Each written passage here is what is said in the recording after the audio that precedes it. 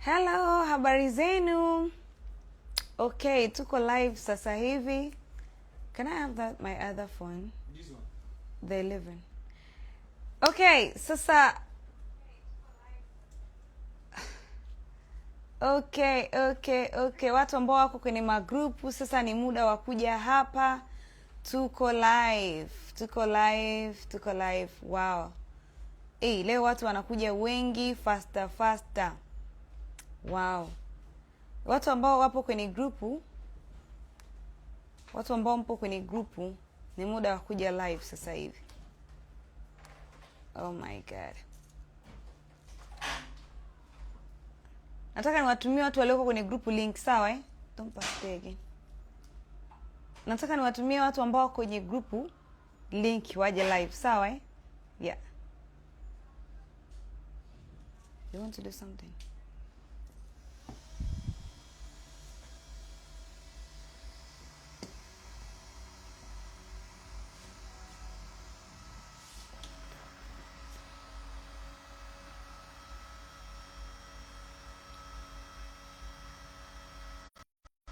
Okay. Watu ambao wapo kwenye grupu. Wow. Sasa nataka nifungue grupu ili muweze kuambia watu ambao wapo kwenye grupu kwamba huu ni muda wao wa kuja live hapa. Tupo live. Hello, habari zenu ndugu zangu, mnaendeleaje? Okay, tuko live sasa hivi Instagram. Make sure unakuja kwenye page yangu sasa hivi, gusa kwenye profile, kisha utaona tuko live. Tunaendelea na live sasa hivi, tuko live muda huu. Make sure unakuja sasa hivi kwenye live. Tuko live sasa hivi muda huu. Nafungua grupu sasa hivi, comment tuko live. Comment tupo live. Kama upo kwenye live, comment tupo live. Ili na watu wengine ambao sasa hivi hawaoni waweze kuona kwamba tuko live. Sawa? Okay.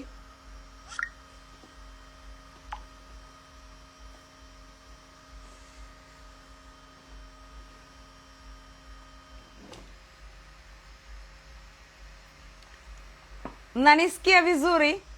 Nataka nijue. Oh, wow. Nataka nijue kama mnanisikia.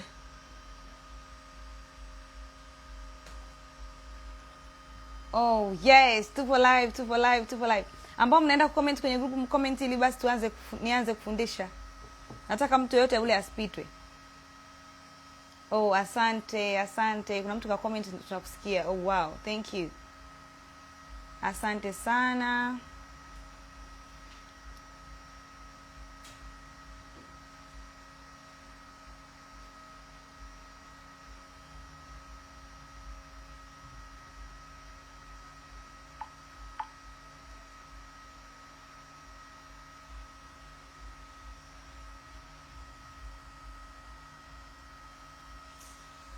Yes, it's bringing.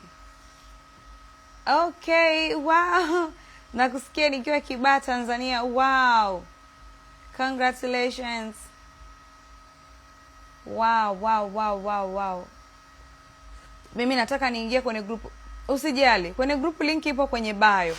Naona watu wengine wanakuja DM kubonyeza link. Link ambayo iko DM, grupu limejaa. Na grupu ambalo limejaa, unaona link ambayo ipo DM ni grupu la cryptocurrency. Sawa Ni group la cryptocurrency. Kwa hiyo wale ambao wanataka kuja live kwenye hii live hapa sasa hivi, ninachokizungumzia hapa ndo kile ambacho mmeona kwenye tangazo. Sawa Kwa hiyo wale watu ambao walikuwa wanataka link ya kuingia kwenye grupu linalohusiana na kitu ambacho nitakizungumza leo kwenye live, link ipo kwenye bio. Sawa Lakini for now, kwa sababu upo kwenye live hapa, hata ukiingia kwenye group bado nitakwambia tu uje kwenye live baadaye. Sawa Hata ukiingia kwenye group, kitu ambacho kinafuata ni kwamba nitakwambia tu lazima uje live. Ukishakuja live hapa, nitafundisha, nitaongea, utaelewa. Umeelewa So ni lazima uje kwenye live hata ukiwa kwenye group.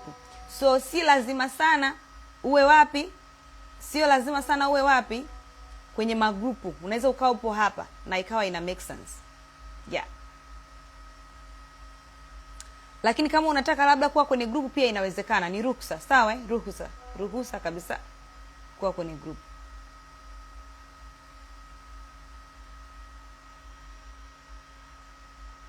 Group permission. Okay, naona watu wana like. Okay, kama umeweza kuingia kwenye live, comment hapa nipo live, tupo live. Comment hapa tupo live. Kama umeweza kuingia kwenye live, comment hapa tupo live. Yes, naona watu kwenye group wana comment, tupo live. Okay.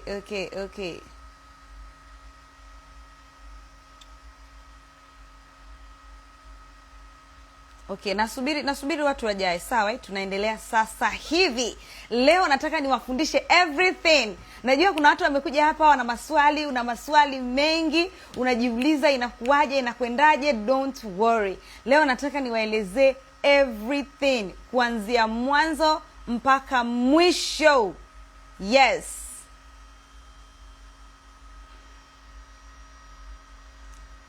Group permission. Nataka leo niwaelezee kuanzia mwanzo mpaka mwisho.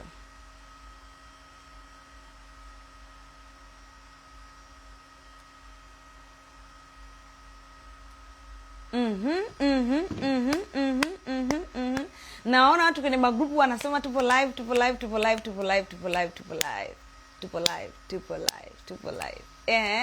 Naona watu ambao waliwahi kuwa kwenye live zilizopita na waona hapa. Na leo nimevaa Kiarabu kidogo, kwa hiyo niwasalimie. Asalamu alaikum ndugu zangu, mnaendeleaje? Naamini mnaendelea vizuri. Mimi niko hapa, nina furaha sana kwa sababu leo niko na nyinyi live hapa na niko ready kushare kila kitu ambacho mimi nakijua kuweza kutengeneza pesa online, ili na wewe uweze kutengeneza pesa. Kama leo ni mara yako ya kwanza hapa kwenye live yangu, wewe ni mara yako ya kwanza, comment hapo, sema ni mara yangu ya kwanza. Hebu niwaone watu ambao ni mara yako ya kwanza. This is your first time kuwa kwenye live. Lakini kama umeshawahi kuwa kwenye live zangu zingine, unaweza wa comment sio mara yangu ya kwanza. Lakini kama ni mara yako ya kwanza, hebu comment hapo, hii ni mara yangu ya kwanza. Hebu niwaone kama kuna watu ambao leo ni mara yako ya kwanza kabisa. Ni mara yako ya kwanza kabisa. Oh, wow. Marisha Fanita anasema ni mara yake ya kwanza. Queen Love anasema ni mara yake ya kwanza. Anasema ni first time. Wow. Sami anasema mimi hapa. Anoisis anasema mara ya kwanza. Neila anasema mara yangu ya kwanza. Mashabona anasema mara yangu ya kwanza. Glove James anasema mara yangu ya kwanza. Mbo wengi mara ya kwanza. Sumi anasema mara yangu ya kwanza. Rosie anasema mara yangu ya kwanza. Oh wow. Tajiri anasema mara yangu ya kwanza. Kweli mara yangu ya kwanza mnadanganya. Chua anasema mara yangu ya kwanza. Luvanda anasema mara yangu ya kwanza. Jasmine anasema no. Okay, you uncle anasema first time. Pix anasema mara yangu ya kwanza. Baga anasema mara yangu ya kwanza. Malugu anasema mara yangu ya kwanza. Malugu. Wewe ni ndugu yangu. It's my first time. Nelly Almasi anasema mara yangu ya kwanza. Ira anasema mara yangu ya kwanza first time. Wow. Watu ambao ni mara yao ya kwanza wapo wengi. Sasa leo naenda kuelezea vizuri, mmenipa vibe kwa sababu nimegundua kuna watu ni mara yao ya kwanza, kwa hiyo inabidi nielezee from the start, kuanzia mwanzo.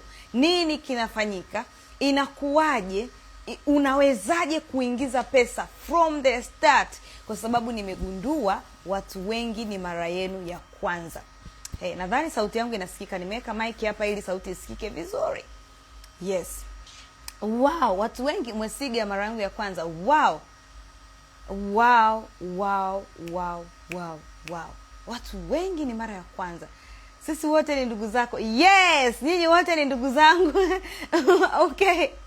Okay, tupo live. Wow, naona watu wamesha comment huku tuko live. Okay, sasa ngoja nifunge grupu halafu tuendelee au? Okay.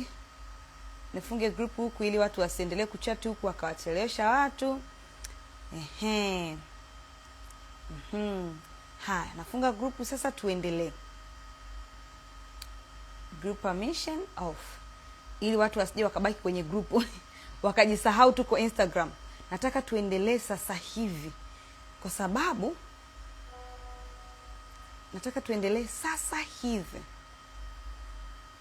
sababu sitaki kuwachelewesha hata kidogo.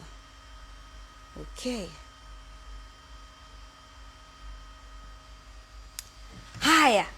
Haya. Tumeshaona wa mara ya kwanza. Tumeshaona watu ambao ni mara ya kwanza na watu ambao wako hapa siku zote. Sasa mimi naenda direct kwenye kujitambulisha. Mimi hapa naitwa Queen Luka Malugu. Mimi ni coach, nafundisha watu namna ya kutengeneza pesa online, lakini pia mimi ni trader, nafanya forex trading, lakini pia nafanya cryptocurrency trading. Nafanya trading lakini pia nafundisha watu mambo ya trading. Lakini pia mimi ni mwalimu wa kufundisha watu namna ya kutengeneza pesa online kwa njia tofauti. Nafundisha watu namna ya kutengeneza pesa online kwa YouTube Faceless, namna ya kutengeneza pesa YouTube. Lakini pia nafundisha watu namna ya kutengeneza pesa kwa kutumia Facebook.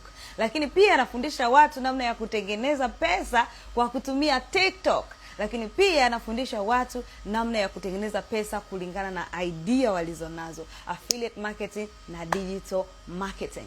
Kwa hiyo nafundisha vitu vingi sana vya wewe kuweza kutengeneza pesa online bila kusumbua akili yako. By the way, mimi waga nasema hii ni kazi ya watu ambao hawapendi kutumia nguvu, wanapenda kutumia akili. Hawapendi kutumia nguvu nyingi, lakini wanapenda kutumia nini? Akili kutengeneza pesa. Kwa hiyo njia ambazo zinatumia akili kutengeneza pesa ndo nyingi ambazo mimi nafundisha. Kwa hiyo kwa kifupi, mimi ni online coach ambaye nafundisha watu namna ya kutengeneza pesa online. And nimefanikiwa kufundisha watu wengi sana kutoka mataifa mbalimbali. Nina wanafunzi ambao ni wa Tanzania, nina wanafunzi ambao ni wa Nigeria, nina wanafunzi ambao ni wa Ghana, nina wanafunzi ambao ni wa South Africa, nina wanafunzi wa nchi tofauti. Na kwa sasa hivi currently naongea nikiwa Nigeria, Lagos, Nigeria live. Kwa hiyo hapa unavyoniona nipo Lagos, Nigeria. Kwa hiyo naongea kutokea Nigeria sasa hivi. Kuna watu ambao wako hapa, wengine wanajua kwamba mara ya kwanza walikuwa wananiona kwenye live, walikuwa wananiona kwenye magrupu nikiwaambia nipo Dubai. Yes, nilikuwa Dubai lakini sasa niko Nigeria. Mara ya kwanza nilikuwaga Dubai, nilikuwaga Nigeria, nilikuwa Tanzania, nikaja Nigeria, nikatoka Nigeria nikaenda Morocco, nikatoka Morocco nikaenda Dubai, na sasa hivi nimerudi Nigeria. Kwa kama ulikuwa kwenye magrupu yangu ukasikia kipindi kile ambacho niko Morocco ama kipindi ambacho niko Dubai, basi sasa hivi nakupa taarifa nipo Nigeria. That's why kuna watu wameuliza, mbona kwenye tangazo tunaona pesa zinaonyesha naira? Ndio, kwa sababu pesa ambazo mimi napata nazibadilisha kwenda naira. Lakini pia hizo pesa ukizibadilisha kuja pesa za Tanzania ni nyingi zaidi, zinashtua kidogo. Kwa at least nikizitaja kwenye mfumo wa naira zinakuwa at least ziko calm. Japokuwa kwa watu wengine bado wanaona zinashtua. Okay, sasa nataka na wewe ulioko hapa kwenye hii live, wewe umeshanijua mimi ni nani, si ndio? Nataka na wewe ucomment jina lako na unaangalia kutoka wapi. Yaani wewe unaitwa nani kutokea wapi? Kama ambavyo nimejieleza, mimi naitwa Queen, na sasa mimi naitwa Queen Malugu na nipo Nigeria. Hebu niambie na wewe unaitwa nani kutoka wapi? Unaitwa nani kutoka wapi? Yes, let's go. Nione watu wangapi wako hapa na wanatokea wapi. Okay, let me see you. Okay, Arusha.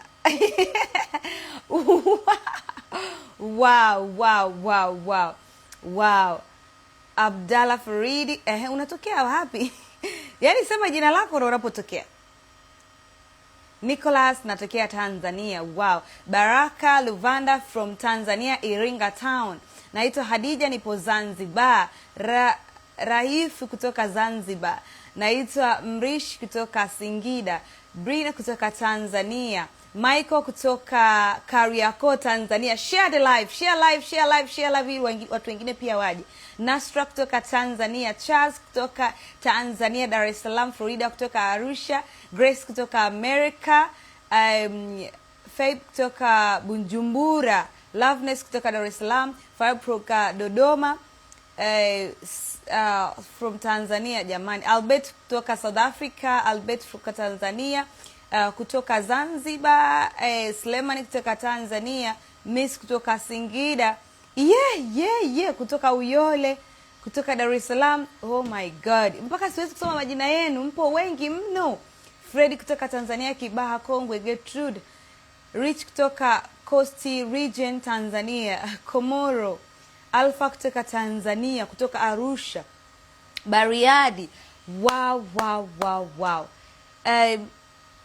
Huyu ni nani yuko Kigali? Almas niko Kigali. Faith yupo Burundi. Wow. Naona watu wengi wako Dar es Salaam, Tanzania. Rafaeli kutoka Sumbawanga, Rose kutoka Kilimanjaro, Sumaya kutoka Zanzibar, James kutoka Dar es Salaam. Wengi hapa wanatoka Dar es Salaam, wengi hapa wanatoka Tanzania, Njombe, si wapi. Nimeona mtu mmoja kutoka America, mmoja kutoka South Africa, mmoja kutoka Burundi, wawili kutoka Burundi, nimeona mwingine kutoka Kigali. Wow, leo watu wa Oman wako hapa. Watu wa Dubai, Oman, USA, Okay, Abdalla kutoka Muscat, Oman. Yes, nilitaka kushangaa. Maana nyinyi lazima muwepo. Watu wa Dubai wengi wako hapa, wako active sana. Rwanda, AD yupo Rwanda. Okay. Wow, kutoka Arusha, Dodoma. Wow. Okay. Kwa sababu nimeshajua tunatoka wapi, sasa twende direct kwenye points. Kuna watu ambao hapa sasa hivi, najua mpo hapa, mpo very very very serious. Dorothea kutoka Ujerumani. Okay. Rasmi kutoka Mombasa. Niko sija kuona Risma. Okay, kutoka Bagamoyo. Sasa tuachane na unapotokea mwingine tena kutoka Kenya. Kumbe tuna wa Kenya hapa. Okay. Watu wa lugha ya Kiswahili wapo wengi. Watu ambao wanaongea Kiswahili wapo wengi. Wapo mataifa mbalimbali. I'm so proud. Yani we are so proud. Siku hizi tuko very exposed. Watu ambao tunazungumza Kiswahili, shout out kwetu. Tumeweza. Tuko sehemu nyingi, tuko sehemu tofauti. Okay, sasa tuende direct to the point. Kuna watu ambao wanataka wa left kabla hatujasogea mbali sana. Kuna watu wanataka watoke kwenye hii live. Ni kina nani hao? Namba 1, kama unajua we ni tapeli, embu naomba utoke kwenye hii live. Mara nyingi kwenye wengi pana mengi. Kuna watu wengine wako hapa tu, anaangalia nani ana comments, nani yuko active, baadaye atakufuata inbox, atajaribu ahangaike namna ya kukutapeli. Kuwa makini. Mtu yote yule asitoke akwambia, tulikutana kwenye live vikapanda vikarudi, akakuingia akakutapeli. Just be careful. Na kama we ni tapeli na uko hapa, please toka hapa. Namba 2, watu ambao nataka watoke hapa ni watu ambao hawaamini kila kitu. Yani kila kitu akisikia, haiwezekani. Haiwezekani. Hiyo haifanyi kazi. Kuna kitu kingine, yani kuna kitu kingine nyuma ya pazia, tuelezee hicho. Uwezo ukaingiza hizi hela hivyo. Yani kuna kitu nyuma ya pazia. Yani hata ukimwelezea anahisi kuna kingine ambacho anapaswa kukisikia na sio hicho. Which is ni mentality yako. Sasa kama unajua wewe ni mtu usiyeamini, hatuwezi kushusha malaika hapa waje kukuaminisha. Wewe toka. Nitakachokiongea, kama upo tayari kusikiliza na kuangalia na kujaribu kama kinafanya kazi, okay, stay here. Lakini kama haupo tayari kujaribu chochote, wewe ni kwamba tuko hapa kubishana, toka haraka sana, kwa sababu baadaye nitawatoa watu, na nikikutoa mimi sikutoi tu, na kutoa na kukublock. Kwa hiyo nikikutoa na kukublock ni kwamba hutawahi kuona hata page tena. Haya. Kuna watu ambao wanataka pia wa left hapa, ni watu ambao wanaamini, yani hawaamini kwenye pesa nyingi. Wakisikia tu pesa kidogo wanachanganyikiwa. Yani yeye aamini kwenye pesa nyingi. Ukitaja pesa nyingi tu yeye ushamtoa kwenye mstari. Anataka kusikia tumeingiza 10,000 kwa mwezi. Yani anataka kusikia tumeingiza 10,000 kwa mwezi au 5,000 kwa mwezi, ndo anaamini. Yani akisikia pesa nyingi, akisikia watu wamenunua magari, majumba, vitu vikubwa kwenye maisha, yeye haamini. Level yake ya ubongo haijafika kwenye kuamini vitu vikubwa. Toka hapa. Lefty, hautaelewa. Naenda kuzungumza vitu ambavyo vinahitaji watu ambao ubongo wao umefika level ya kuamini vitu vikubwa duniani vinawezekana. Ndo watu ambao nataka kuzungumza nao leo. Yani watu wenye vibe kama la kwangu, watu ambao wanaamini kwenye pesa. Yani mimi naamini, yani hata hapa nilipofika ni kwa sababu niliamini hivyo vitu na nikaweza kuvianza. Sio rahisi. Sometimes unahisi kitu ni very simple to be true. Yani unajiuliza, it's too good to be true. Yani hichi kweli kinawezekana kikawa kinaingiza pesa nyingi hivi? Ni hichi kweli? Lakini kama una imani ya pesa nyingi, huwezi kwanza, unaweza kufikiri ni mchezo ama ni utani, lakini kweli inalipa. Sio, unanielewa vizuri? Another people that nataka wa left hapa ni watu ambao wanarukia points. Ujamaliza anarukia, ana haraka kupita maelezo. Nenda kwenye point. Lefty. Ndugu, lefty haraka sana. Kwa sababu mkutano huu unaenda kuendeshwa hapa ndani ya lisaa lizima. Sasa kama unajiona uwezi kuvumilia, unataka nenda kwenye point, left haraka sana, kwa sababu kuna watu wengine ni mara ya kwanza kuwa hapa, wanataka wasikie from the start. Anataka asikilize, usiruke point madam. Anataka nisiruke any point, anataka asikie kila kitu from the details, everything. Afu kuna wewe unataka uruke. Utamchanganya mtu ambaye yuko hapa na yuko very serious kuliko hata wewe. Na kama unafikiri swala la maendeleo, swala la pesa nyingi unaweza ukaelezewa ndani ya dakika 2, bado mindset yako ni ndogo mno. Huwezi kufanikiwa kirahisi hivyo. Swala ambalo linataka maendeleo linahitaji muda kulielezea na ulielewe, kwa sababu kumbuka unataka uelewe. Sasa nikirukaruka hujaelewa na ukatoka kwenye hii live, ni sawa sawa tu na nisingefanya live. Kwa sababu hujaelewa, nimerukaruka, nimeenda fasta kwa sababu kuna watu nataka wakuwawai hapa. Lakini nitaenda taratibu kwa sababu nataka wale ambao kweli wako hapa lazima wametenga muda na kusema kwamba leo nataka nijifunze hichi kitu ambacho huyu yeye anafanya, kwa nini mimi nisifanye? Na yuko hapa really, yani yuko really ameamua kwamba leo nitakusikiliza mwanzo mwisho mpaka na mimi ni make it. Kama wewe uko hapa baki. Lakini kama una haraka, kwa heri. Watu wengine ambao wanataka wa left ni machno, wajuaji. Ukiongea point moja, hiyo naijua. Kumbe ni hiyo. Hiyo naijua sana. Hiyo naijua. Wale ambao hamna bando, it's either weke bando ama kama una bando kabisa left. Kwa sababu pia masuala tunayoongea hapa yanahitaji hela. Ama una bando kabisa, unahisi kabisa vitu vyako siwezi kwenda haraka kwa sababu bando lako linaisha. Itabidi tu left ndugu yangu. Haya, wengine ni machno, wajuaji kila kitu ukielezea. Hiyo naijua. Ukielezea udalali, hiyo naijua. Ukielezea sijui vitu gani, hiyo naijua. Jackson, can you help me to on the AC? Kila kitu hiyo naijua. Ni wajuaji kupita maelezo. Hawatasikiliza, watarukia point, watawafanya watu wengine wakose amani, watawafanya watu wengine washindwe hata kujua wanaelekea wapi, kwa sababu watakomment hapa, watakuwa hapo wanasumbua. Yaani watakuwa tu hapo wanarukia mambo, wanasumbua, wanaelezea pia. Mimi niko hapa naelezea na yeye ataelezea pia. Yaani wajuaji, kwaherini, ulefti haraka sana. Aya, nimemaliza. Kama wajuaji na hawa watu wote ambao nimewataja, matapeli, watu wenye imani ndogo na hao wengine bado watakuwepo kwenye hii live, naamini wataleft.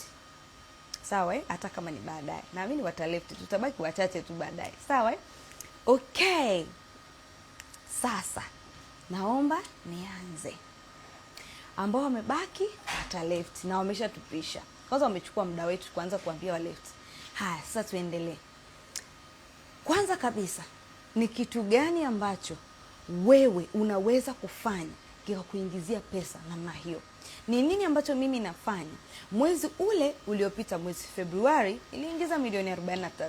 Ambao walikuwepo kwenye live yangu waliona. Mwezi huu, mwezi Machi, nimeingiza milioni 47 za Nigeria. Which is, ukikalculate kuja pesa zetu za Tanzania, inakaribia kuwa times 2. Ina maana ni nyingi zaidi ya vile ambavyo nasema hata kwenye video, kama nikisema kwa pesa za Kitanzania. Na hiyo yote imewezekanaje? Na wewe unaenda kufanyaje? Na ninaposema kwamba unaweza kuingiza pesa kupitia Canva na ChatGPT, inamaanisha nini? Kama ni mara yako ya kwanza, ndo wakati wako wa kusikiliza kuliko wakati wote ambao ulikuwa hapa. Kwanza kabisa, unatakiwa kujua kwamba anything in this world is possible. Na any idea that you have on your brain can make it on your life. Hiyo idea ulikuponao kwenye akili yako sasa hivi ina uwezo wa kufanya wewe ukatoboa kimaisha, lakini unatakiwa ujue tu ni strategy gani unaenda kutumia ili uweze ku make it in life. Namba 1. Kwanza kabisa, kitu ambacho tunafanya ni kitu ambacho kinaitwa digital marketing. Can I have water? Mbona nimepaliwa? Nani kansema?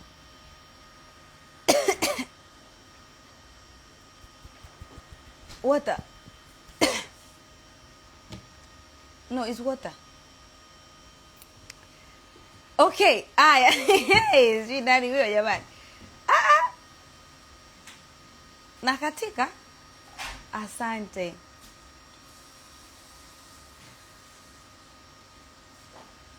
Okay. Thank you. Have something.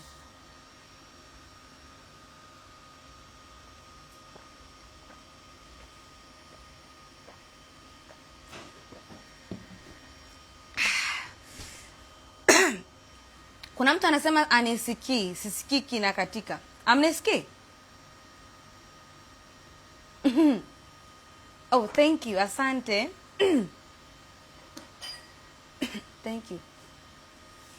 Asante. Kumbe nasikika. Kuna mtu kasema asisikiki. Unanisikia?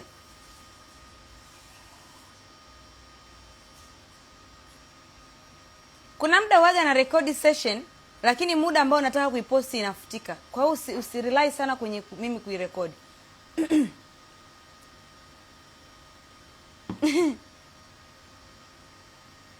Okay. Kumbe mnanisikia.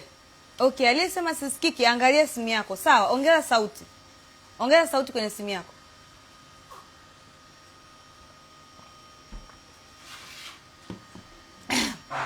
Haya. Ushindwe kabisa wewe mtu mbaya ambaye unakuja kwenye hii live. Ushindwe shetani. Tunatakiwa tufanikiwe hapa leo. Haya. Nilikuwa nimepaliwa. Okay. Haya, tumwache. Tuachane naye. Haya, tuendelee. Naendelea, sawa? Tusicomment tena ili tufocus. Sawa? Msicomment tena ili tufocus. Haya, asanteni sana. Haya, kwa hiyo kitu ambacho tunafanya ni nini? Kwanza kabisa tunatumia vitu vya kawaida. Vitu vya kawaida kabisa ambavyo hata wewe unavyo kwenye simu yako. Kwa mfano, tunatumia Canva na ChatGPT. Wengi mmesikia Canva na ChatGPT, watu wengi wakaanza kusema, Canva na ChatGPT inawezekanaje? Canva na ChatGPT inawezekanaje? Canva na ChatGPT inawezekana kivipi? Kwanza kabisa kitu cha kwanza ambacho unatakiwa kuwa nacho ni idea. Kwa mfano, labda wewe ukiwa ni mkulima, unajua mambo ya kulima. Unajua namna ambavyo unatakiwa mtu ulime vizuri. Yaani unajua namna ya kulima vizuri. Yaani una uwezo wa kumwelezea mtu mambo ya kilimo vizuri, muda gani asilime, muda gani asiweke mbegu yake chini, muda gani wa kulima vitunguu, muda gani wa kulima mpunga, sehemu gani haipaswi kulima kwa wakati huu, msimu huu haupaswi kulima. Yaani una uwezo wa kumfundisha mtu au wa kumpa mtu ushauri mzuri kabla hajaweka mamilioni ya pesa kwenye kilimo na akapoteza. Yaani unajua kitu fulani kuhusu kilimo, bado una chance ya kuingiza pesa kama mvua. Yaani hakikisha unasikiliza mpaka mwisho.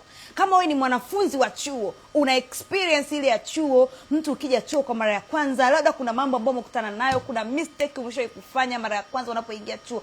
Yaani unaelewa situation from the start to the end. Mtu mwingine ambaye anakuja sasa kuanza chuo, una uwezo wa kumshauri, una uwezo wa kumwambia kitu gani azingatie, kitu gani afanye, anatakiwa kufanya nini. Yaani una full idea on your mind. Tayari wewe una mgodi wa kuingiza hela. Yaani nataka nikuelezee hiyo idea leo namna gani itakuingizia pesa. Labda wewe ni mfanyabiashara, una duka lako la vipodozi. Unajua namna ya kufungua duka la vipodozi. Yaani kuanzia mwanzo mpaka mwisho, machimbo yako wapi, vipodozi wanaagiza wapi, utapata wapi vipodozi, utapata wapi certificate, utapata wapi sijui mabango, sijui everything. Yaani unajua kila kitu kuhusu hiyo swala la kufungua duka la vipodozi. Yaani you know everything. Ni kuhakikishia hiyo tu idea ya kujua namna ya kufungua duka. Achana na kuwa na duka la vipodozi. Idea ya kujua namna ya kufungua duka la vipodozi, hiyo tayari ni mgodi wa kuingiza pesa. Leo nitakuelezea everything. Labda tuseme wewe ni mama wa nyumbani. Kwa sababu kuna mtu anasema mimi sijui chochote, mimi tu ni mama wa nyumbani. Yaani mimi sijui chochote, mimi tu ni mama wa nyumbani nalea watoto. Nikwambie, kuna mtu yeye ni Gen Z, ama kuna mtu hata sio Gen Z, lakini ni mtu ambaye yuko very busy, amezaa watoto wake, anatamani angepata idea ya malezi kutoka kwa mtu mwingine. Dunia imeharibika, kuna ushoga, kuna mapenzi ya jinsia moja, kuna vitu vingi vya kuharibu watoto. Zamani watu walikuwa hawawezi kushika smartphone mpaka watimize umri fulani. Siku hizi mtu anakuwa na smartphone akiwa ni mtoto. Kuna mambo mengi ambayo yako hatarini sana kwenye malezi, na anatamani mtu ambaye anajua malezi proper amwambie neno, na yupo tayari kulipa hela yoyote ile kuhusu hicho kitu ambacho wewe unakiweza kukifanya. Kwa hiyo usiseme sijui mimi niko sijui nini. Kama wewe unajua mambo ya urembo, unajua mambo ya fashion, unajua mambo ya ujenzi, unajua mambo ya vifaa vya ujenzi, kabla mtu hajaenda kuweka mamilioni ya pesa kwenye nyumba, ana uwezo wa kusikiliza wewe unachokisema, na yupo tayari kulipa gharama yoyote ile. Labda wewe unajua mambo ya, kuna mtu mpaka comment anajua mambo ya usafirishaji. unajua mambo ya usafirishaji, labda unajua namna ya kuagiza mzigo China, unajua namna ya kufanya, yani kuna kitu unakijua wewe, yani wewe unakijua vizuri, yani una uwezo wa kumwelezea mtu mwanzo mwisho, na ukampa mtu idea from the start. Labda umesha kufanya hicho kitu, makosa yakatokea, makosa kibao yakatokea pale, ukafanya makosa, labda ushakutapeliwa wakati unafungua duka lako la kwanza, sijui hiki na hiki. Kuna mtu anataka yeye anapofungua duka lake asifanye makosa. Kwa hiyo wewe una uwezo wa kuja una uwezo wa kumwelezea mtu mwingine akapata idea from you. If you unanielewa, unajua mambo ya decoration, it's either unajua chochote kile, anything at all, mambo ya urembo, si mambo ya makeup, yani chochote ambacho wewe unakifahamu, chochote ambacho wewe unakifahamu ni mgodi wa kuingiza hela. Yani ni mgodi wa kuingizia hela. Yani ukijua namna ya kutumia unachokifahamu, una uwezo wa kuingiza hela mpaka ushangae. Yani unatakiwa tu kujua unaenda kutumiaje idea ulionayo uweze kuingiza hela. Hata kama wewe ni mwanafunzi tu wa chuo, kuna mtu ana mtoto wake anamlea kama malaika, hatamani huyo malaika wake aingie chuo bila kuwa na idea what is going on there. Kuna nini kwenye chuo cha Dar es Salaam pale? Kabla ya kumpeleka mtoto wake, yuko tayari kulipa ajue, kabla sijampeleka mwanangu pale nataka kujua kuna nini. Una uwezo wa anything at all. Unajua namna watu watakavyo, labda hata wewe unaishi tu Goba, una kazi, wewe sio mzazi, wewe sio nini, unajua tu namna wewe ulihamia Goba, una idea. Unajua uongo wa madalali wewe, unajua namna ya kujua dalali kama ni muongo ama ni mkweli, unajua vitu, unajua namna ya ulivyohamia Goba, unajua mazingira ya Goba. Kabla mtu anunue kiwanja Goba, vitu gani vya kujua? Mazingira ya Goba yakoje? Kabla ya mtu kuhamia Goba anatakiwa kujua vitu gani? Kabla mtu hajanunua kiwanja milioni 500, kabla mtu hajanunua kiwanja sijui bilioni ngapi, vitu gani ajue kuhusu Goba? Wewe unajua, ambaye unaishi hapo hata kama una kiwanja. Mtu kabla hajahamia Sinza, vitu gani ajue? Mtu kabla hajahamia Masaki, vitu gani ajue? Wewe unaishi Morogoro, Njombe, mtu vitu gani vya muhimu mtu vya kuvijua kabla ya kuja hapo Njombe? Unajua vitu vingi, yani kichwani mwako mpaka sasa hivi ukijiangalia una maidia kibao.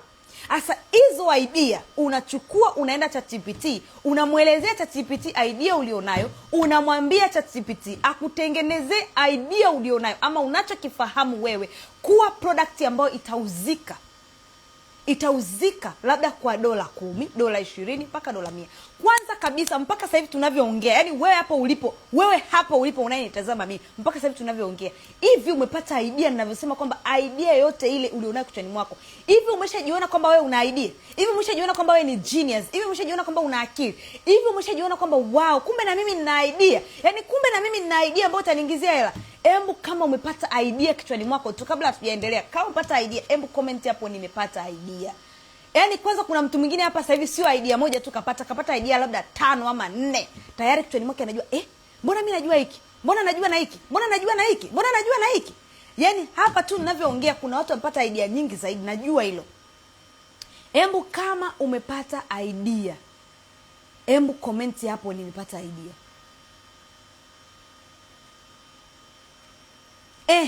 Watu hapa wameshaanza comment. Yes, nimepata.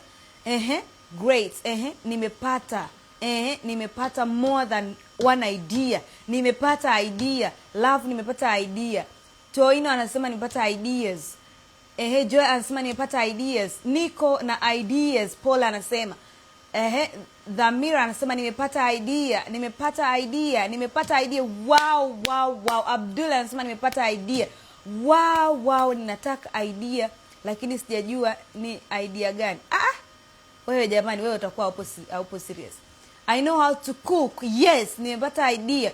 Hata kama unajua kupika, na sio lazima ujue kwenda kupika vitu vingi. Pengine unajua kupika kitu kimoja. Hicho kimoja. Hata kama unajua kupika kitu kimoja, tayari unaweza kuingiza hela kupitia hicho kitu kimoja. Hata kama unajua tu kutoa ushauri kwenye mambo ya mahusiano, ama unajua kutoa ushauri kwenye chochote kile, tayari.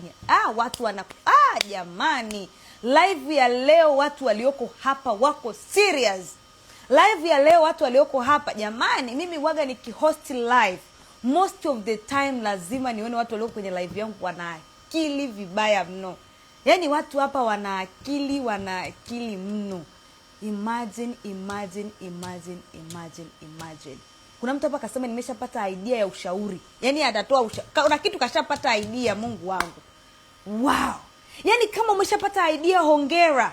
Congratulations. Tayari, yaani wewe uko hapa kwa reason. Wewe uko hapa kwa maana. Tayari wewe uko hapa kwa maana, uko hapa kwa reason, kwa sababu tayari umeshapata idea. Ina maana ulikuwa unasikiliza, ulikuwa uko serious, ulikuwa unasikiliza vizuri. Kuna mtu mwingine amesomea kitu fulani, lakini akiangalia ajira aliyokopo nayo haimlipi kama kile kitu alichokisomea. Nikwambie, kuna watu wanataka kujua kabla waende kusoma hiyo kombi, ama kabla waende kusoma ulichosomea wewe, anataka kwanza kujua what is inside there. Na yupo tayari wewe mwambie, unapoenda kusoma hii kitu, madhara ni haya, faida ni hizi, inakuwa hivi, inakuwa vile. Anataka kujua before aende kusoma, before mzazi wake aweke hiyo ada, before apoteze muda, miaka. Yani hakuna kitu ambacho ni kigumu kupoteza kama muda. Kitu ambacho ni kigumu duniani kupoteza na hakitawahi kurudi ni muda. Sijui unanielewa vizuri? Yani kuna mtu tu wewe unajua kitu fulani, achana na kuwa na duka physically, unajua namna ya kulifungua, tayari hiyo ni hela. Yani hiyo ni hela hiyo.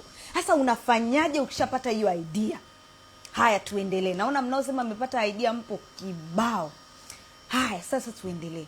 Kama umeshapata hiyo idea, unaichukua hiyo idea, unaenda ChatGPT. Ambao hamjui ChatGPT, ambao mnajua ChatGPT, hebu write hapo, hebu andika hapo ChatGPT, ili mtu ambaye ajui ChatGPT ajue ni ChatGPT. Sawa Mwingine amesema hapa na PhD ya leadership. Can you believe hiyo tool, hiyo elimu uliokupo nayo inaweza kukuingizia pesa bila wewe kuwa na ajira kwa mtu yeyote yule. Ukawaelezea tu watu. Oh my God. Yani kuna idea ambazo watu mkienda kuzitumia hapa, mnaenda kutoboa. Wow, watu wameshaanza kuandika hapo ChatGPT. Unachukua ile idea, unaenda ChatGPT. Ambao hamjui ChatGPT, angalia hapo watu wana comment ChatGPT. Unaipataje ChatGPT? Unaenda Play Store ama Google Play Store ama App Store, una download. Unaenda App Store ama Play Store, una download ChatGPT. Sawa, kwa wale ambao hamna ChatGPT. Na ChatGPT ni sehemu ambapo una uwezo wa kwenda na ukaeleza chochote kile ambacho unataka kueleza, na ukauliza swali lolote lile ukajibiwa. Sawa Sasa kuna mtu anasema ni nani atakuwa ananijibu? Wewe usijali, sawa Ni mambo ya teknolojia. Utakujibu swali lolote lile ambalo utakuwa unauliza, sawa Sasa asanteni, yani humu ndani jamani, yani the way mnavo comment, the way mpo active, you deserve an award. Mpo vizuri Wow, yani leo nitaendesha huu mkutano nikiwa very excited, kwa sababu niko na genius, niko na watu wana akili mno.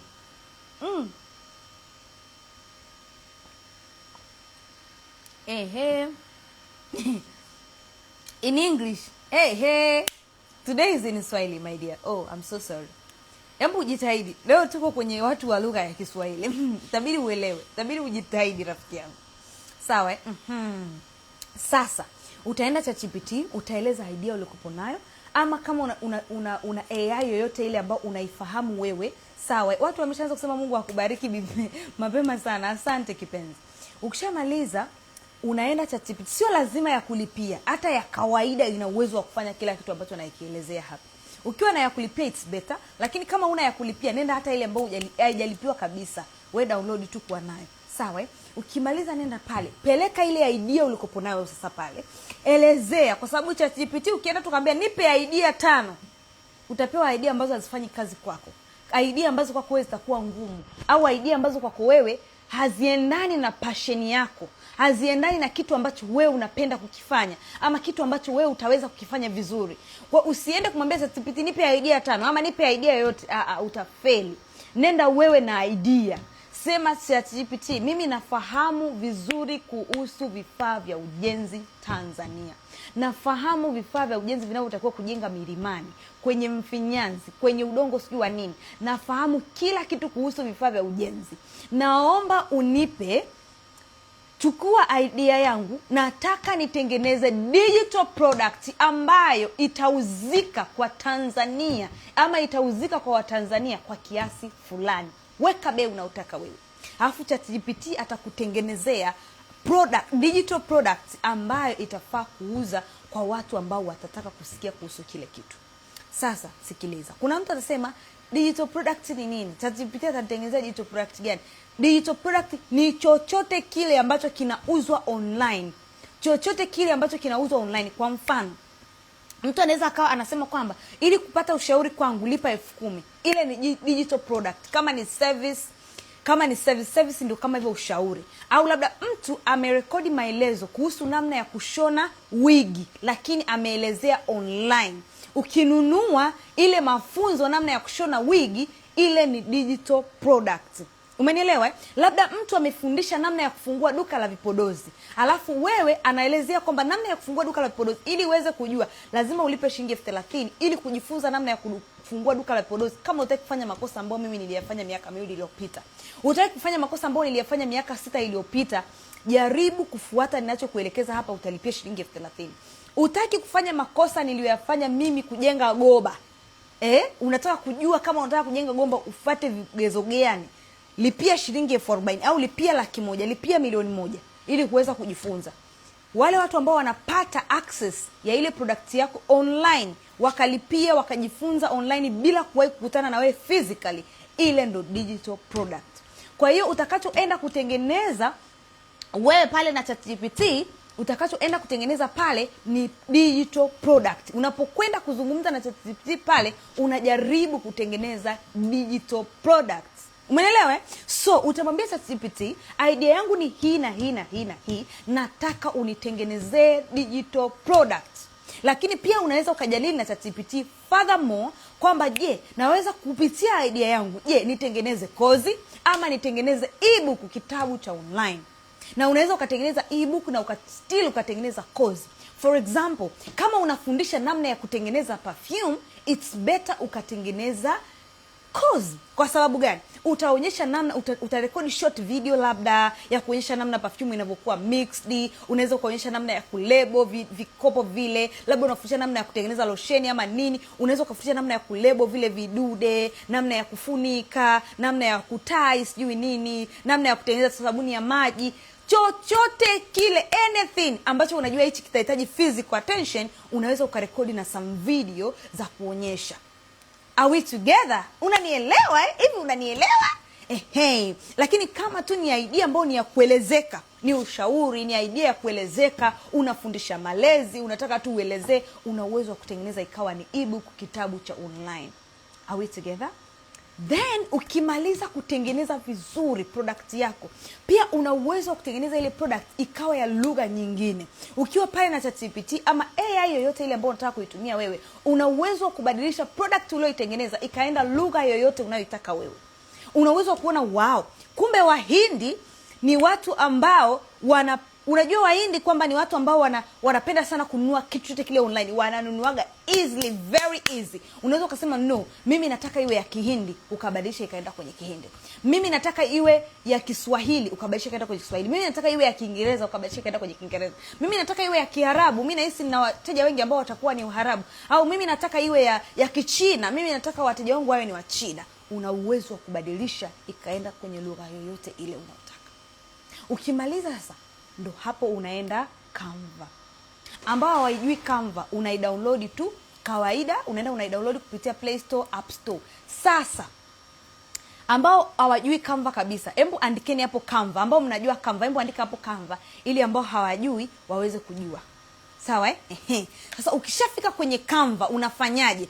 Ukifika kwenye Canva unachukua maelezo uliyotoa ChatGPT. Any problem? Unachukua maelezo uliyotoa ChatGPT ama unaichukua product ambayo ulikuwa unaitengeneza ChatGPT plus na kila kitu ambacho ulikuwa unakiwekea pale, unachukua kwa pamoja, unaenda Canva. Wow, watu wanaandika hapo Canva. Kama ulikuwa hujui Canva ni nini, umeshaona watu wanavyoandika Canva. Wow. Unaona watu wanavyoandika unaona jinsi wa Tanzania sisi tuna upendo. Unaona si watu ambao tunaongea Kiswahili tuna upendo. Hebu imagine kuna mtu mwingine anaandika tu hapa ili wewe ambaye hujui Canva usikosee. Mtu mwingine ambaye yuko hapa anakusaidia wewe ambaye hujui Canva uweze usipotee njia. Jamani, sisi tuna upendo, tuna ushirikiano, tuna umoja. Wow, yani watu wa lugha ya Kiswahili we are so different. Wow. Unaona watu wanaandika hapo Canva ili ambayo ujue ni ipi. Ukienda tu Play Store una download, unaiandika kama ilivyo, kama watu wanavyoandika hapa. Unaichukua, unaenda Play Store, unaiandika pale Canva. Unaidownload. Ukishai download, unaenda sasa kwenye Canva, unachukua idea ulizotengeneza pale ChatGPT, na kisha unajadili na ChatGPT, jadili vizuri. Yaani usitoke tu kaenda ukaeleza sentence moja na ChatGPT, ukatoka hapo ukachukua maelezo. No.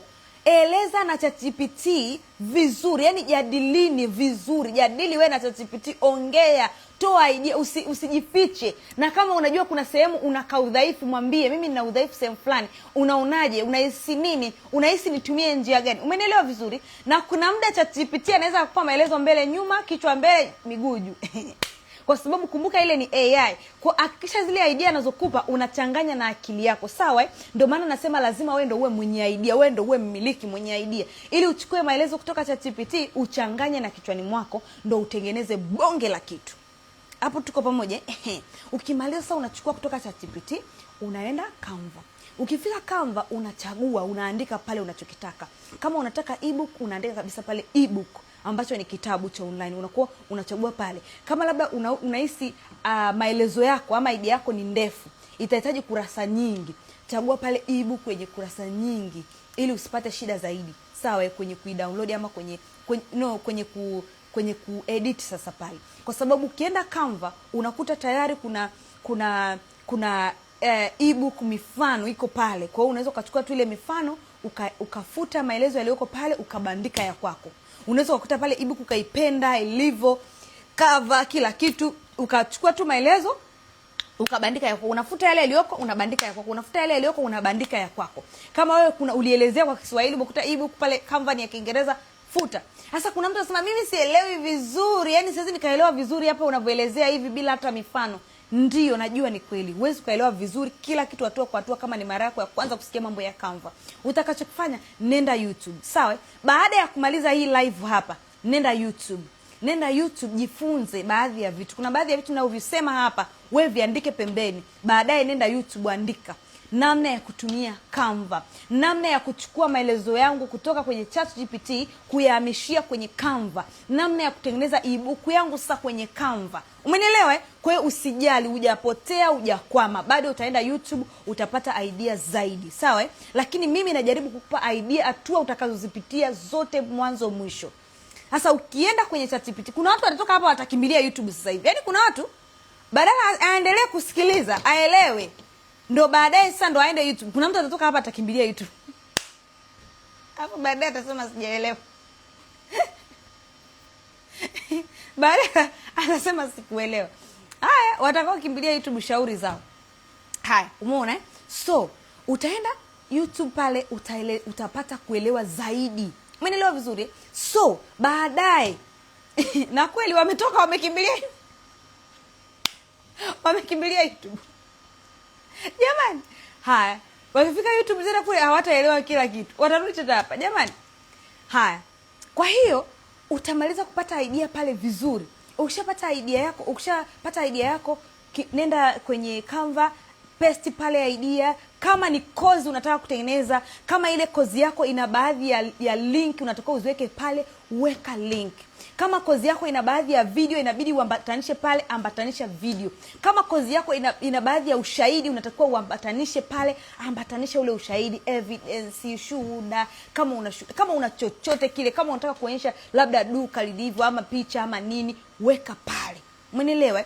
Ukishaweka pale kwenye Canva, umetengeneza na cover limenyooka, product yako imenyooka, product yako imekamilika, imekaa vizuri, safi kabisa. Utatoka hapo, utaenda kwenye platform ambazo unaenda sasa kuupload product yako baada ya product kukamilika. Platform gani? Hey, hapa sasa ndo muhimu sana. Platform, lazima uende kwenye platform ambayo inafanya kazi Tanzania. Naona bado watu wanaocheka watu walioenda YouTube. Angalia platform ambayo inafanya kazi Tanzania. Kuna baadhi ya platform hazifanyi kazi Tanzania. Nenda kwenye platform zinazofanya kazi Tanzania ama East Africa ama Afrika, ama sehemu uliopo, nchi uliopo wewe. Kama unajua hii platform inafanya kazi kwenye nchi ulioko, itumie. Lakini kama unajua haifanyi kazi kwenye nchi ulioko, usilazimishe. Nenda kwenye platform ambayo unajua sehemu ulipo wewe inafanya kazi, inatoa malipo. kwa sababu kuna platform zitakuruhusu uweke kabisa pale product yako. Baada ya kuwa umesha upload product pale, umeshatumia nguvu, umeweka na benki kabisa, the end of the day wanakwambia sijui vikapanda vikarudi, hawalipi sijui kwa hiyo nchi au nini na nini. Kwa hiyo make sure unaenda kwenye platform ambazo zinafanya kazi kwa Afrika au kwa nchi yako. Sasa mimi naenda kutajia baadhi ya platform ambazo kwa Afrika zinafanya kazi vizuri kabisa. Kuna Seller.com. Kama hujaelewa hii ninayoelezea hapa nitaandika, sawa? Seller.com, sawa? Seller.com. Angalia kwenye comment hapo naandika Seller. Seller. Na watu wanasema kama madam sijaona. Seller. Mbona mimi naandika Seller inaniletea Selemani jamani? Haya, Seller.com.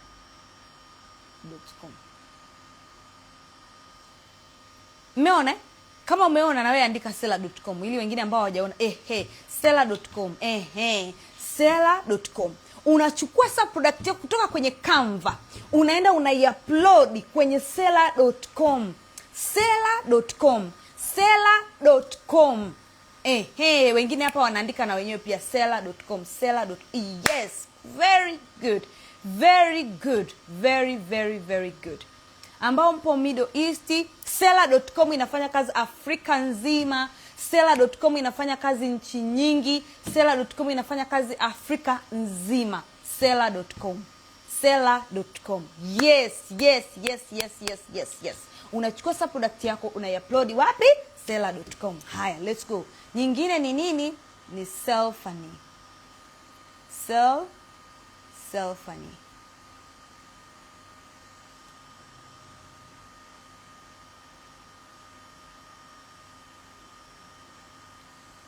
Sellfunny.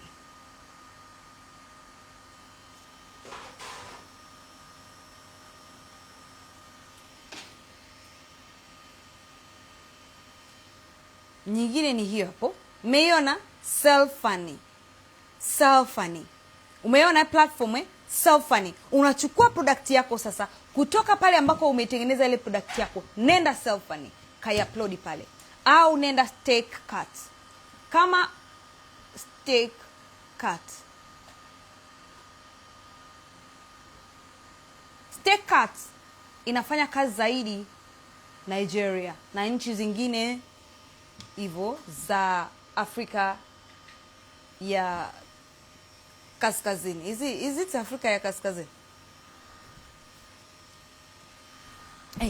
Sellfunny. Watu hapa wow, watu hapa wameshaandika Sellfunny very well. Okay, ama unaweza ukaenda kuiupload Stakecut. Sawa Ama unaenda ukaupload Stakecut. Kama wewe uone watu wametype hapo kwenye comments. Kwenye comments, angalia kwenye comments. Sellfunny. Angalia kwenye comment watu wana type hapo. Sawa okay. Sasa ukishamaliza, unachukua kama hujaelewa hizo platform, don't worry. Unaweza ukaenda YouTube pia. Don't worry. Yes, Stakecut. Very well, very good. Wow. Mnaona vile ambapo watu wako active hapa jamani? Hivi mnaona kweli? Watu hapa wako active, watu hapa wanaandika, watu wako hata kama huko USA tena una opportunity nyingi kwa sababu ziko application nyingi ziko platform nyingi, millions za platform. Lakini hata ukitaka kutumia pia Seller.com inawezekana ukiwa USA. Sawa So ukiwa USA unaweza kutumia Seller.com pia. Sawa Yeah. Hata Sellfunny unaweza kutumia ukiwa USA pia vizuri kabisa. Sawa Yes. Haya, unachukua product yako sasa ikiwa imekamilika, unaenda kwenye platform. Ukienda kwenye platform unafanya nini? Unaiupload product yako kwenye platform. Sasa hapa inabidi usikilize kwa makini kwa sababu unaweza ukawa umesikia mwanzo mwisho alafu ukafika pale ukajikuta uelewi. Umeelewa vizuri? Sasa hapa sikiliza kwa makini. Network yangu ikata mimi simuelekezi mtu kivyake. Yaani unasema utani DM nikuelekeze, siwezi. Huko DM tu kuna message 10,000 sijui na ngapi. Kwa sababu zinajijibu peke yake, kwa hiyo ziko message nyingi sana. Okay, sasa inabidi usikilize kwa makini. Usije ukafikiria utakuja DM nikuelekeze kivyako hapana. Hapa inabidi usikilize kwa makini. Usije ukapoteza chance ya kusikiliza hapa ukasema mimi nitamtafuta tu kwa muda wangu. Haipo. hapa mimi na watreat watu wote ni VIP, tunakuwa VIP sehemu moja. So ujifikirie wewe peke yako ndo VIP utakuja baadaye. No, lazima watu wote msikilize hapa. Kwa sababu kwanza sina muda wa kuweza kuanza kuelezea mtu mmoja mmoja. Ni ngumu. Hebu imagine maelezo yote haya ni kuelezewe peke yako. Alafu nitoke tena nimuelezee mwingine. Wewe unataka kuniua? Kwa hiyo nadhani umeshaelewa vizuri kabisa. Umeelewa vizuri mno kwamba unachokifanya ni unatoka hapo, unachukua product, unaenda kwenye platform, unaiupload product pale. Ukisha-upload kwenye ile platform, unaweka namba yako ya bank. Ukishaweka namba yako ya bank, ile platform itakusaidia. Platform sio lazima uzidownload. Zingine unaenda tu Google unaiandika. Sio lazima udownload. Unaenda tu Google, unaandika. Unaenda tu Google, una search, unaiandika, unajisajili.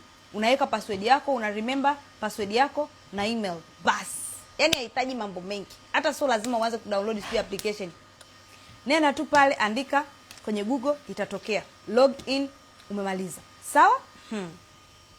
Haya, tuendelee. Ukishamaliza kufika kwenye platform, kuna watu hapa mnawachelewesha wengine wameshafika napoelezea kwenye platform, mnawachelewesha wengine. Ukishafika kwenye platform, umesha upload pale product yako vizuri, kama ni course, kama ni ebook, kama ni nini. Umeshamaliza kufika pale, umesha upload kila kitu. Huyu wa mambo vipi? Hebu kwanza nimtoe. Wewe akili yako haiko vizuri. Ndio ni kublock kwanza. Una watu bila kuwa block, wengine hawawezi kujifunza. Haya. Ukishafika kwenye platform pale, ukamaliza kuweka product yako pale, kila kitu umekamilisha, weka namba yako ya benki. Lazima watakuuliza location, watakuuliza namba yako ya benki ambayo itapokea malipo. Hivi nastaki ama ni watu wote wanaona ni nastaki? Ama ni mtu mmoja anaona nastaki? Nastaki ama niko sawa? Nastaki au niko sawa? Nastaki au niko sawa? Okay. Kuna mtu anasema nipo sawa. Kasema nipo sawa. Tunakuona. Okay. Itakuwa ni mmoja. Itakuwa network yake. Okay.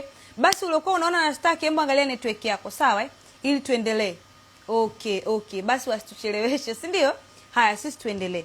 Kwa hiyo, utaenda pale kwenye platform, utaweka namba ya benki. Kuna mtu kauliza lazima namba ya benki au unaweza nikaweka hata ya simu? Hata ya simu. Kuna baadhi ya, sio platform zote lakini, sawa lakini kuna baadhi ya platform lazima uweke namba ya benki, lakini kuna baadhi ya platform unaweza ukakata namba ya simu, sawa kwa sio lazima utumie platform moja. Unaweza ukachukua product moja ukaiupload kwenye platform hata 10 au zuiliwi. Hata platform zote, hata platform 5 ukachukua ukaupload product moja, hakuna mtu anakuzuia. Sawa kwa unaweza ukaangalia hii hapa inataka namba ya benki, hii hapa inataka sijui nini, unavyotaka wewe.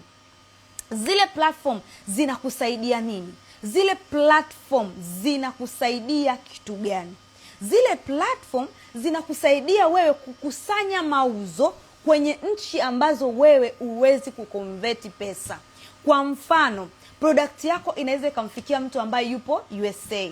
Yeye anatumia dola na muda huo anatakiwa alipie kwa dola. Na wewe muda huo uwezi kukusanya pesa kwa dola. Unachokifanya ile platform itakusaidia kukusanya pesa kutoka kwa yule mtu aliyeko Marekani kwa dola. Alafu platform itaconvert zile pesa kwenye local currency yako. Kama wewe ni Mtanzania, ina maana platform itaconvert zile pesa kwenye pesa za Kitanzania. Kama wewe ni Mkenya, platform itaconvert pesa kwenye pesa za Kikenya, kisha watakuwekea kwenye bank account yako. Ama kwenye hiyo namba yako ya simu kama uliweka namba yako ya simu. Sim bank account au sim bank account hazauna. Is your bank account namba yako ya benki, unaweka namba yako ya benki. Sawa namba yako ya benki, account number. Sawa yeah. So watakuwa wanakusaidia kuconvert. Kwa mfano, labda tuseme product yako imeonekana kwa watu ambao wapo wapi? Wapo China, si ndio? Ina maana China wanatumia yuan. Ina maana platform itakusaidia kuconvert zile yuan kuja kwenye pesa za nchi yako. Umeelewa vizuri?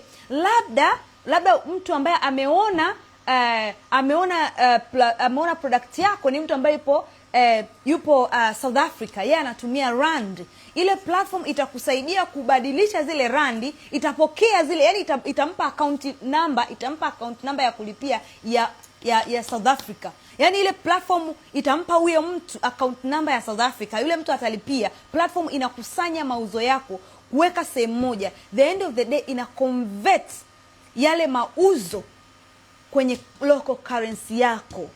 Umenielewa mpaka hapo? Lakini pia kwenye platform inakusaidia wewe kuconfirm miamala. Kuna muda unaweza ukawa na product yako, Mungu sio Athmani, yule product yako ulio upload pale, ukafanya matangazo machache sana, ukajikuta watu wanaingia wananunua hata wateja 500 kwa siku. Hasa wateja 500 kwa siku unaweza kudhibitisha miamala yote 500 kwa siku. Haraka saa ngapi? Ni ngumu kuangalia yupi kalipa, yupi hajalipa kweli, yupi kafanyaje. Sio, umenielewa? Lakini platform inakusaidia kukusanya miamala yote. Kwa sababu kumbuka, nitakufundisha namna ya kupata wateja kama mvua. Tena wateja ambao wao ndo wanavutiwa na wewe na sio wewe unaanza kuhangaika na mtu. Kwa hiyo imagine upate wateja kama mvua, alafu unaenda kuthibitishia miamala saa ngapi. Kwa hiyo platform inakusaidia kukusanya mauzo, haijalishi ni kwa Tanzania, haijalishi ni kwa kina nani, inakusanya yote na inathibitisha kama muamala kweli umeingia. Kwa sababu watu wanavolipia, wanalipia kama watu wanavolipia DStv. Umenielewa? Nani anathibitisha muamala DStv? Nani anathibitisha muamala Azam TV? Unavolipia kingamuzi imesha, yani na hapo inafunguka. Kama unavolipia umeme, nani anathibitisha muamala? Kwa inakuwekea mtindo huo ambao unathibitisha miamala wenyewe. Asanteni. Yani watu wamesha comment, Mungu akubariki. Asanteni, asante. Mungu akubariki pia. Umeona So, ikishathibitisha miamala vile, baadaye the end of the day malipo yale yanaingia kwenye account yako. Kama uliset yaingie automatically, ina maana platform itakuwa inakuingizia mauzo automatically. Lakini sio free, watakata percent kidogo. Kwa mfano mimi ambaye niko Nigeria sasa hivi, wanakataga shilingi 50 naira 50. Kwa hiyo kwa Tanzania, mimi account yangu ya Tanzania wanakataga shilingi 1000. Sometimes wanakataga 500. Umenielewa? Alafu ndo miamala mingine wanakutumia. Hela nyingine ambao watakata ni ya TRA. Labda kwa nchi yako wewe TRA wanachukua shilingi ngapi? Kuna watu ambao nikisema kule nimeingiza pesa, watu wanasema TRA is typing. Watu wengine wanatagi TRA. TRA tayari inalipwa, inapokea hela kutoka kwenye platform. Sio, unanielewa mpaka hapo ninavyozungumza hapa? Kwa hiyo ile platform inakusaidia kukata hela. Kukumbuka kwamba kwa nini inaweza kukusanya malipo kutoka nchi tofauti. Ni nchi ambayo ile platform imepata kibali cha kukusanya mauzo. Unajua wanathibitishaje muamala? Wanathibitisha muamala kwa sababu wameshapata kibali. Umeelewa vizuri? Kwa hiyo wewe una haja ya kwenda kutafuta sijui validate, yani wewe ukishatengeneza product yako imeshakamilika, una haja ya kwenda sijui TRA, una haja sijui ya kwenda Brela, una haja sijui yani una haja ya kufanya hayo mambo yote. Ingia kwenye platform mazima, piga hela. Hivi umenielewa? Hivi tuko pamoja mpaka hapa? Yani kama umenisikiliza mpaka mwisho kuanzia hapa, yani umeelewa at least. Najua unaweza ukawa hujaelewa yani mwanzo mwisho sio nini, lakini tuko pamoja mpaka hapa. Hebu comment hapo, tuko pamoja mpaka hapa. Tuko pamoja mpaka hapa. Seller.com, hiyo platform inakata 1000. Seller.com.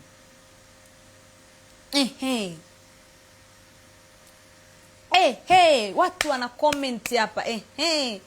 Mungu amekutuma uje unitulie tatizo langu. Amen. Tuko pamoja. Yes ma'am, tuko pamoja. Wow. Yes. Okay, haya nimepata vibe. Tuendelee. Yes, nilijua tuko pamoja.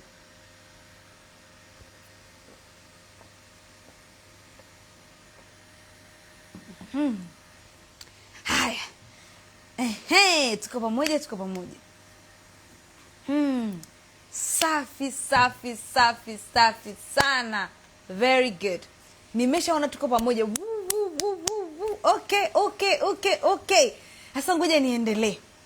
Baada ya kuwa umenielewa, na kama unahisi hujanielewa, unahisi kuna mahali kuna kipengele kimekuruka, unahisi labda kuna kitu ambacho unaweza ukahitaji unajiona kwamba kabisa kwamba nimeelewa ila tuko pamoja kabisa, nimeelewa, yani mwanzo mwisho nimesikia namna ambayo nitakuwa na idea yangu, nitachukua idea yangu, nitaenda ChatGPT, nitatoka ChatGPT nitaenda Canva, nitatoka hapo nita upload kwenye zile platform. Kuna platform ambazo inalipa baada ya siku 2. Inakusanya mauzo baada ya siku 2 inakuingizia kwenye benki yako. Kuna platform inaingiza baada ya siku 10. Kuna platform inakuingizia ile mauzo baada ya siku 30. Kuna platform mpaka wewe ndio ubonyeze neno withdraw. Ukibonyeza pale withdraw, hela zako zinaingia kwenye benki yako. Kuna wengine platform ziko tofauti. Sirudi chochote. Yaani ukichelewa ndo basi sirudi. Nilieleza uingie kwenye live saa 2 kamili. Tena tuliwasubiri. Tena inabidi muombe samani ambao waliwasubiri. Karibia nusu saa tunawasubiri, tunawaita tu njooni live. Wengine wako hapa toka hiyo saa 2 kamili imagine. Afu unasema nirudie, subutu. Nitaangalia ikikubali kurekodi, ikikubali kujisave hii nilionaelezea hapa sasa hizi, nitaipost. Ikikataa kujisave basi. Haya. Tuendelee. Bado hujamisi sana. Tuendelee. Haya, naamini umeelewa vizuri. Na kama kuna baadhi ya matobotobo unahisi kabisa hapa sijaelewa vizuri sana, utakusanya ideas. Kumbuka umeshapata idea. Umeshajua kabisa kwamba ni idea nilionayo, naenda ChatGPT, nikitoka ChatGPT naenda Canva, nikitoka Canva naenda kwenye platform na upload pale. Umeshapata njia tayari. Yaani kama ni njia ya kuelekea Mwenge, ushajua kabisa njia ya kuelekea Mwenge ni mashariki. Utaifuata mashariki. Hata kama kuna visiki barabarani, utajua namna ya kuvitatua. Kivipi? Utaingia YouTube, utaingia ChatGPT, utauliza ChatGPT, utagoogle, utaenda YouTube mpaka yatawezekana. Kama wewe upo hapa, umesikiliza vizuri na umeshajua kabisa mimi napiga hela kutumia njia hiyo, basi uwezi kukwama. Utatumia akili yoyote ile, utaenda ChatGPT, utaenda YouTube, utaangalia hizo videos, utauliza ChatGPT, utagoogle mpaka mwisho wa siku utafanikisha, na nikuhakikishie huwezi kushindwa. Yaani as long as Mungu amekubariki, una akili, ushindwi. Trust me, ni rahisi na hautashindwa. Haushindwi. Lakini let's say umesikiliza mwanzo mwisho, umeelewa kabisa, lakini unawaza, ninaenda kutengeneza hiyo product yangu, nimeshapata idea. Mimi sio mvivu, ni kwa sababu tu nilikuwa sijui nitaanzia wapi. Yaani nimeshapata idea tayari. Wengine tuko nje ya Afrika. Vyote ambavyo naelezea hapa, ambavyo navielezea hapa sasa hivi, unaweza kufanya pia ukiwa nje ya Afrika. Sawa Kuna hizi platform ambazo nataja hapa zinawezekana ukiwa nje ya Afrika pia. Sawa? Okay, masaa yanatofautiana. Nilisema uangalie saa za Tanzania. Nilisema muongozo wako ni saa za wapi? Za Tanzania. Kwenye video pale nimesema kwamba saa 2 ya Tanzania. Kwa hata kama upo nchi gani. Mimi niko Lagos hapa. Lagos saizi sio saa 2 ya Tanzania. Hata saa 2 haijafika ya Lagos bado. Lakini mimi nafuata masaa ya Tanzania. Oh my God. Mbona wametukatia umeme jamani? Aya. They went on the generator. Haya, wanaoifahamu Lagos vizuri na umeme ni vitu tofauti. Yaani Lagos na umeme, hapana. Haya, okay. Kwa hiyo mimi pia nafuata masaa ya huku kulingana na sehemu niliko sasa hivi. Make it up. Yes, kulingana na masaa ambayo nipo mimi sasa hivi. Sasa ninachokitaka hapa uelewe, kuna wale watu ambao yeye anajua kabisa nimesikia, nimeelewa na nipo tayari kwenda kufanya. Ila mwingine anaona aibu, mwingine hajui kuongea mbele ya kamera, mwingine hajui ataenda kuanzia wapi. Yeye kama yeye kwenda kuanza kufanya hiko kitu, yani ajui itakuwa kuaje, yani haoni, yani anaona kabisa sijui kama nitaweza mimi kama mimi peke yangu, yani aoni kama ataweza kufanya. Mwingine anaweza kabisa kufanya, lakini anajua kabisa mimi itanichukua muda, na mpaka inichukue huo muda niifanye niweze, sijui ni muda gani, lakini nataka nianze kutengeneza pesa sasa hivi. Yani nataka nianze kutengeneza pesa sasa hivi. Sasa kuna mtu mwingine anaona kabisa mimi kwenda kufuata hizo process, nianze kuchukua idea yangu, niende ChatGPT, nitoke ChatGPT, nitoke ChatGPT, niende sijui huku, nikafanye sijui nini. Yani anaona kabisa hiyo process yote kwake ni headache, yani ni ngumu, lakini anataka kutumia the same strategy kuingiza pesa. unataka kuingiza pesa kwa kutumia the same strategy, lakini utaki any process ambayo nimeielezea, kwenda ChatGPT, kutoka ChatGPT kwenda Canva, kutoka hapo kwenda kwenye platform, unahisi kama ni ndefu kwako. Don't open the window, I'm okay. Unaona kama ni ndefu kwako, sawa Sasa unataka njia nyingine. Mimi nina plani nyingine ambayo uwe na product, uwe na digital product, usiwe na digital product, unaweza kutumia the same idea na ukapiga pesa kama mvua. What's going on? Okay. So, unaweza kutumia the same idea na ukapiga hela kama kawaida. Embu kama uko hapa na unataka kutumia the same idea kupiga hela, lakini unajijua wewe kwenda through process hutaweza, itakuwa ngumu kidogo. Embu comment neno idea nyingine. Nataka niwape idea nyingine. Msijibisane maswali hapa. Kama mtu mwingine anauliza swali, mwingine anauliza swali, usimjibu. Yaani usimjibu mtu mwingine. Wewe sikiliza, kwa sababu watu wanaochati nikianza kuwatoa nitakutoa na wewe. Kwa hiyo watu ambao wanauliza maswali afu ukaanza kuwajibu, muda na watoa wale watu wanaochati nitakutoa na wewe. Kwa bora usimjibu mtu. Ambao mwingine anasema idea nyingine, which idea nyingine. Yes. Ricky anasema idea nyingine. Chu anasema idea nyingine. Niko hapa. Mwingine anasema idea nyingine. Mwingine anasema idea nyingine. Hoga anasema idea nyingine. Yes. Sasa nataka niwaletee hiyo idea nyingine. Na inafanyaje kazi? Hiyo idea nyingine wewe unaenda kuitumiaje? Inafanyaje kazi? Ambao wanasema idea nyingine hapa.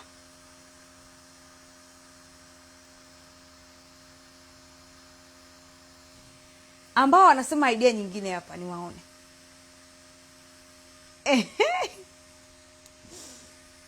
Wow.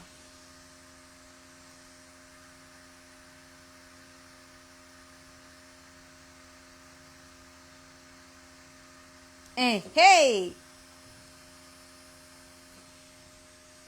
Okay. Sasa idea nyingine ni ipi? Idea nyingine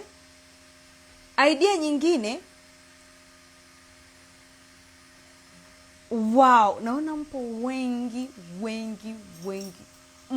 mnao comment idea nyingine. Sijategemea. Kwa hiyo wote mnataka mjue hii idea nyingine. Haya. Idea nyingine ambao sasa hivi nataka niwape ni kwamba idea nyingine ni kwamba wewe kama wewe una uwezo wa kwenda kuwa affiliator. Affiliator ni nani? Au affiliate ni nini? Affiliator ni mtu ambaye anaruhusiwa ama anaweza kuuza product za watu wengine kama mmiliki. Imagine mtu mwingine akae chini, arekodi, atengeneze product, aende sijui huko kwenye ChatGPT, atoke aende Canva, atoke sijui aende wapi, atengeneze kwa any type of platform ambayo anaijua yeye mwenyewe, aende akaangaike, atengeneze, amalize, alafu wewe unachokifanya ni kuchukua tu product yake na kuuza. Unataka hiyo? Unaona ilivyokuwa rahisi? Kwa hiyo affiliators ni mtu ambaye anachukua ideas za watu wengine anazitumia kutengeneza pesa. Kivipi? Unachukua product za watu wengine unatumia kutengeneza pesa. Product ambayo wewe ukuitolea jasho, ukuirekodi, ukufanyaje, unaenda kutengeneza pesa. Sasa kuna product ambazo ni physical product. Kama unataka kuwa affiliator, pia unaweza kuaffiliatea product ambazo ni physical products. Kwa mfano, watu gani ni affiliators? Affiliator ni watu wote wale ambao wanatumia product ya mtu mwingine kutengeneza pesa yake yeye mwenyewe.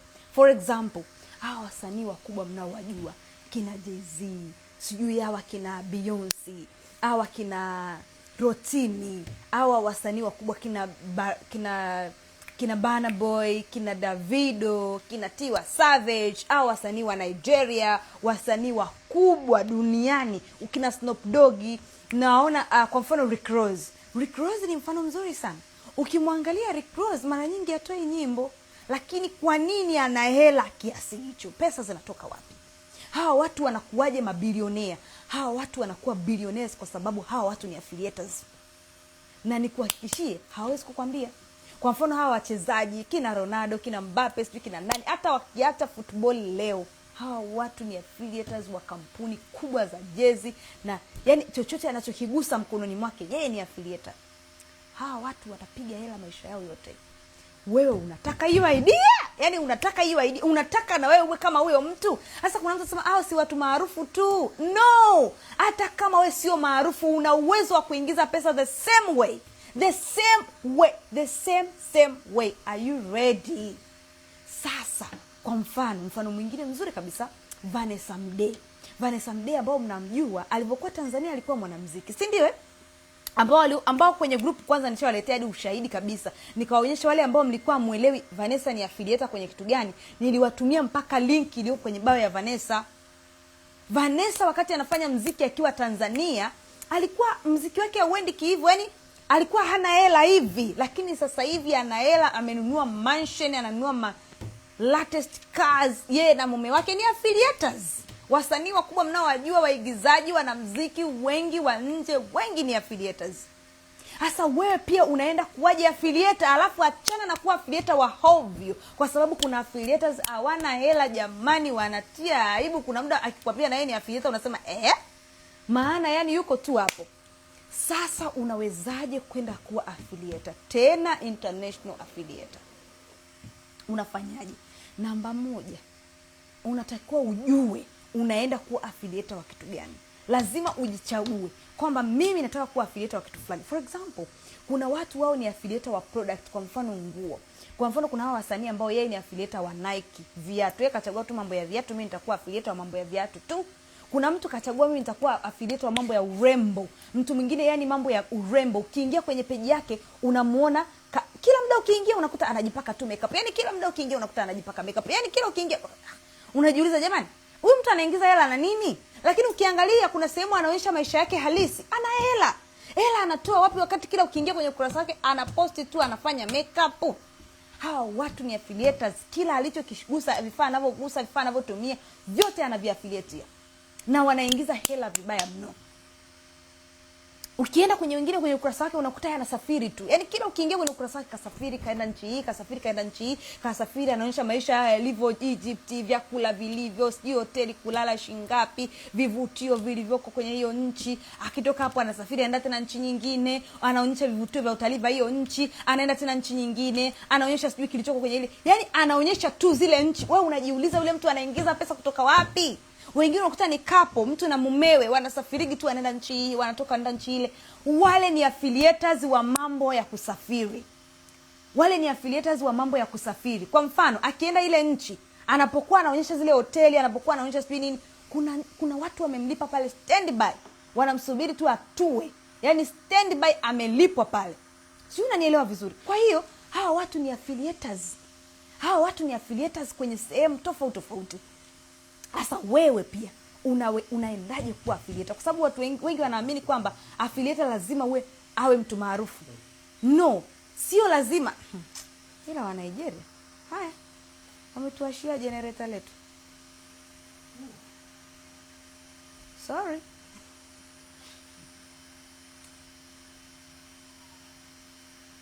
Yaani wa Nigeria na umeme. Wala, yaani wa Nigeria na umeme. Yaani nini? Acha tu, Afrika ni moja. Afrika, acha tu.